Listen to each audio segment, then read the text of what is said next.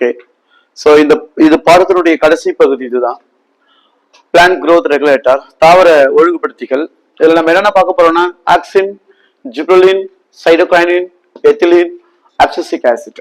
So இப்போ இந்த ஹார்மோன்கள் வந்து தாவரங்களை எல்லாம் பாருங்க, இந்த ஹார்மோன்கள் எல்லாமே பிளான்டோட எல்லா செயல்களிலுமே பங்கேற்குது. Especially which control all the physiological action of the plants. தாவரங்களுடைய வளர்ச்சிதை செயல்பாடுகள் பெரும்பாலும் அதனுடைய உடற்செயலிகள் இருந்துதான் தோன்றும், உடற்செயலியல் பணிகள் இருந்துதான் தோன்றும். அப்ப அனைத்து விதமான உடற்செயலியல் பணிகளையும் ஹார்மோன்கள் கட்டுப்படுத்துது. இப்ப ஆக்சின் வந்து பாத்தீங்க அப்படின்னா இது முதல்ல எங்க எடுத்திருக்காங்க பாருங்க, isolated from the human urine. மனித சிறுநீரில் முதல்ல வந்து பிரித்தெடுக்கப்பட்ட ஒரு ஹார்மோன் இது. இயற்கையாகவே இருக்கிற இந்த ஆக்சினுக்கு பெயர்கள் கொடுப்பாங்க. இது தெரியும், நாப்தலின் அசிட்டிக் ஆசிட், 2,4-D அப்படின்னா டைக்ளோரோபினாக்சிக் அசிட்டிக் ஆசிட். இதெல்லாம் வந்து இயற்கை ஆக்சின்கள். இயற்கை ஆக்சின்கள் எதுன்னு கேட்பாங்க, NAA naphthalene acetic acid, 2,4-D அப்படின்றது என்னன்னா டைக்ளோரோபினாக்சிக் ஆசிட். அண்ட் ஆல்சோ இது வந்து களைக்கொல்லியாகவும் பயன்படும், வீடிசைட். அண்ட் ஆல்சோ ஆக்டஸ் வீடிசைட், களைக்கொல்லியாகவும் பயன்படுது. சோ வேற எதுக்கெல்லாம் சார் இந்த ஆக்சின்களை பயன்படுத்தலாம் அப்படின்னா புதிய வேர்களை உருவாக்குவதற்காக இது பயன்படும். மலர்களை ஊக்குவிக்கிறது, ஃபிளவரோட ஃபிளவரிங் கண்டிஷன்ஸை வந்து பாத்தீங்கன்னா ஸ்டிமுலேட் பண்ணும். எக்ஸாம்பிள்ஸ் வந்து பாத்தீங்கன்னா அன்னாச்சி, பைனாப்பிள் பிளான்ட்ஸ் கொடுத்துருக்காங்க.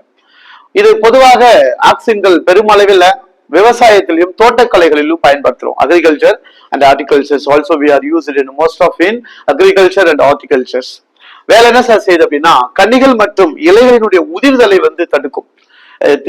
திடீர்னு தாவரங்கள்ல ஒரு பாத்தீங்க அப்படின்னா நிறைய பூ காய்கள்லாம் வச்சிருக்கோம், சின்ன சின்னதா ஒரு காத்தடிச்சு கீழே கொட்டிக்கும். அந்த மாதிரி அந்த நிலைப்பாடுகளை வராம இருக்கிறதுக்காக ஆக்சின்ஸை பயன்படுத்தினா இது இருக்கும். முதிர்ச்சடைந்த கனி இலை உதிர்தலுக்கும் உதவுகிறது. அதாவது இளம் நிலையில அந்த உதிர்தலை தடுக்கும். முதிர்ச்சடைந்த கனிகள் பழங்களை கீழே அந்த மலர்கள் கொட்டுறதை வந்து பாத்தீங்கன்னா இது வந்து தூண்டுகிறது அப்படின்றாங்க. சோ அதனால விவசாயத்துக்கு ஏற்ற ஒரு ஹார்மோனாவே அது பார்க்கப்படுது.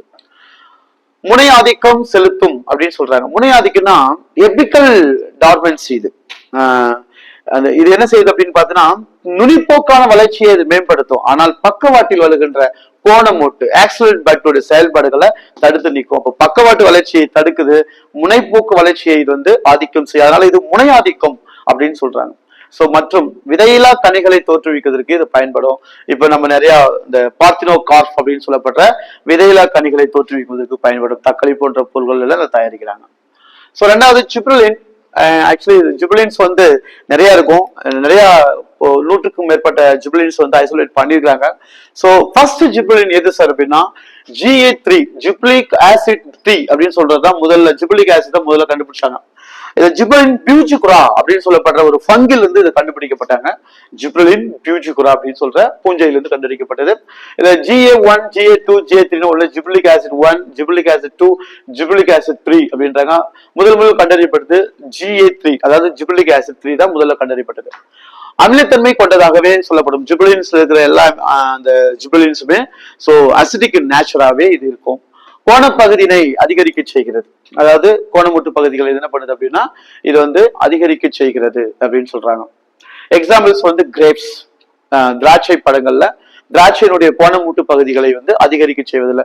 இதெல்லாம் பாத்தீங்கன்னா விவசாயத்தை நீங்க பாருங்க, இப்போ அந்த பக்கவாட்டுல இருக்கிற முட்டுகள் அதிகரிக்க, திராட்சை எல்லாம் பாருங்க கிளஸ்டரா இருக்கிறதுக்கான ரீசனே வந்து அந்த கோணப்பகுதிகளை அதிகரிக்க செய்யறதுனால தான். இதை இப்போ வந்து ஹார்மோன்ஸ் யூஸ் பண்ணி நிறைய உற்பத்தி செய்யறாங்க. முதிர்ச்சி அடைதலை தாமதப்படுத்துகிறது. சில தாவரங்களினுடைய செயல்பாடுகள் வந்து அதீதமா இருக்கும், அதை கட்டுப்படுத்தும். இது கனிவடை பகுதிகளை அதிகரிக்க செய்யும். இப்ப நம்ம இந்த பாக்குறோம் இல்லையா, மூங்கில், கரும்பு, இதெல்லாம் வந்து இந்த கனிவடை பகுதிகள் ரொம்ப நீளமா இருந்துச்சுன்னா அப்படி வளர்ச்சி அதிகரிக்கும். அதுக்காகவே இதை பயன்படுத்துறாங்க. எடுத்துக்காட்டுகள் வந்து பாத்தீங்கன்னா ரோசெட் பிளான்ட்ஸ் அப்படின்னு சொல்லுவாங்க. கோஸ் பாக்குறதுக்கு கோஸ், அந்த சுகர் பீட், இதெல்லாமே இதுல பயன்படுத்தப்படுது.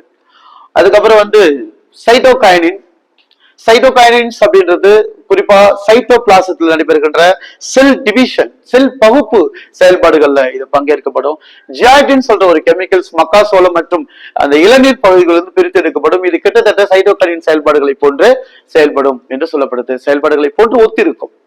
அதுக்கப்புறம் இன்டேல் அசிட்டிக் ஆசிட்டுடன் இணைந்து இது வந்து பாத்தீங்கன்னா மொட்டு மற்றும் வேர் உருவாதலை தூண்டுகிறது. இன்டேல் அசிட்டிக் ஆசிட் IAA உடன் இணைந்து மொட்டு, பட்ஸ் அண்ட் வேர் உருவாதலை அது தூண்டுகிறது. இதுதான் வந்து சைட்டோகைனுடைய ரொம்ப ரொம்ப முக்கியமான ஒரு பணிகளாக சொல்லப்படும்.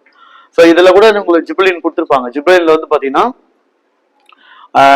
இந்த கரும்போட தண்டு பகுதிகளில் வந்து பாத்தீங்கன்னா ஜிப்ரலின் தெளிக்கும் போது சராசரியா கிடைக்கின்ற ஒரு மகசூலை விட கிட்டத்தட்ட ஒரு ஒரு 20 டன் அதிகமாக பெறப்படும் என்பது அந்த புத்தகத்துல இருக்கும் இன்சைட்ல.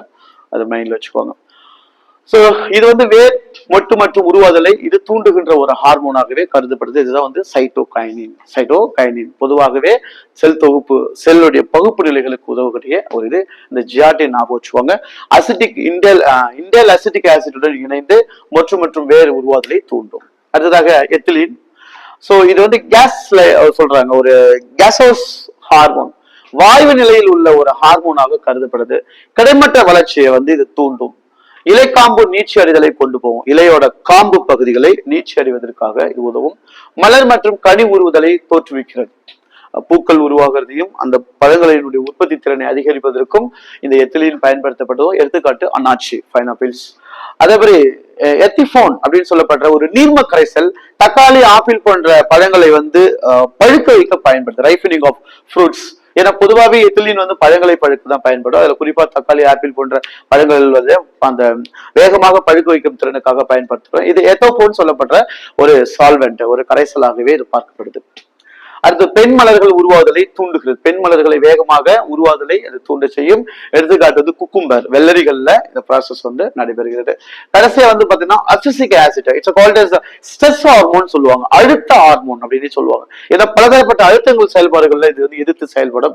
வளர்ச்சி தடுப்பான இன்கிபிட்டர்ஸா இருக்கும். அதாவது இது இன்கிபிட் த growth, வளர்ச்சியை தடுக்கும் மற்றும் வளர்ச்சிதை மாற்ற செயல்பாடுகளை, தாவரத்தின் வளர்ச்சிதை மாற்ற செயல்பாடுகளையும் இது தடுக்கும். And also inhibit the metabolic process of the plant, தாவரத்தினுடைய வளர்ச்சிதை மாற்ற செயல்பாடுகளையும் தடுக்கும், வளர்ச்சி செயல்பாடுகளையும் தடுக்கிறது அப்படின்றாங்க. இலைத்துளை மூடுவதை தூண்டுகிறது. ஸ்டிமுலேட் தி ஸ்டொமேட்டா. ஸ்டொமேட்டான்னு சொல்றோம், நம்ம கேள்விப்பட்டிருப்பீங்க. இலையில இருக்கிற துளைகள் அது அந்த மூடு திறக்குது இல்லையா, அந்த செயல்பாடுகளை வந்து பார்த்தீங்கன்னா இது தூண்டும். It stimulate the stomata activities. அதே போல விதை வளர்ச்சி, அதனுடைய முதிர்ச்சி மற்றும் விதை உறக்கம், சீட் டார்மன்சி அப்படின்னு சொல்ற விதை உறக்கம் போன்ற செயல்பாடுகளை அது வந்து கட்டுப்படுத்துகிறது. ஜிப்ரலினுக்கு வந்து எதிராக பல வினைகளில் இது பயன்படுது அப்படின்னு சொல்றாங்க. அதாவது செயல்படுகிறது அப்சிசிக் அமிலங்கள். இது எல்லாமே வந்து பாத்தீங்கன்னா பிஜிஆர், அதாவது பிளான்ட் growth ரெகுலேட்டர்ஸ்ல வரும். இதுல இருக்கிறது என்ன பாயிண்ட் இருக்கோ அதைத்தான் உங்க கொஸ்டின்ஸா கேட்க போறாங்க. இதை மறுபடியும் ஒரு தடவை நீங்க படிச்சு பாத்தீங்கன்னா கண்டிப்பா அதுல இருக்கிற கொஸ்டின்ஸ் உங்களுக்கு கண்டிப்பா வரும். மேட்ச்ல கேட்கலாம், இல்ல ஸ்ட்ரைட்டாவே கொஸ்டின்ஸ்குள்ள வரலாம். ஸோ இதோட இந்த பகுதிகள் முடிவுக்கு வருது. நன்றி.